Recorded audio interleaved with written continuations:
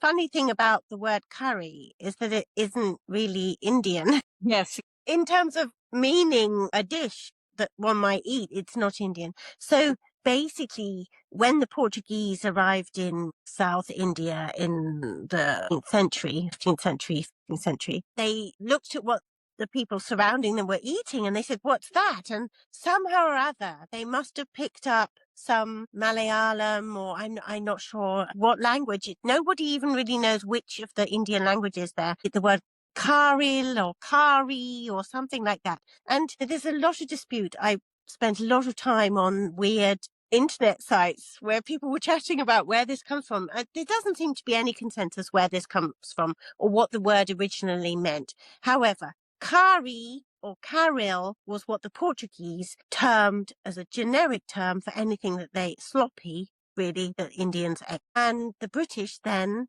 when they came to India later and started to establish themselves there, they seem to have picked up the term from the Portuguese. And so whatever Indians ate, whatever the dish was, it was called curry. And that's how the word curry came into existence. But in the 18th century or early, when the British first established themselves on the subcontinent, they often ate Indian food, and they would often have mistresses, so wives, unofficially wives, who would cook for them, or they would have Indian cooks who would cook for them, and they loved Indian food.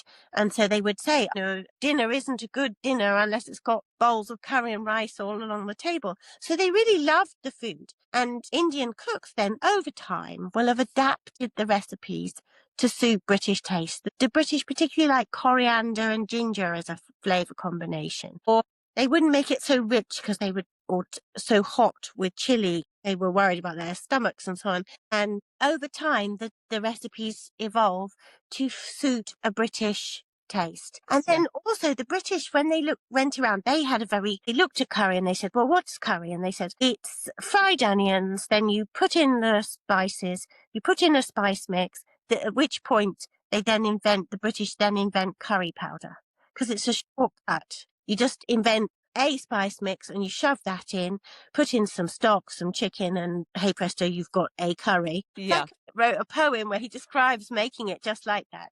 And so then the British would look around the regional dishes and say, oh, but in Madras it's hotter, in Kerala they use coconut milk, and so cauliflowers, beans, potatoes. Well, potatoes are introduced into India by Kirkpatrick in the south, who actually, India at that point is fairly war-torn, I think. And he has them carted over the mountains because he so wants potatoes and so on.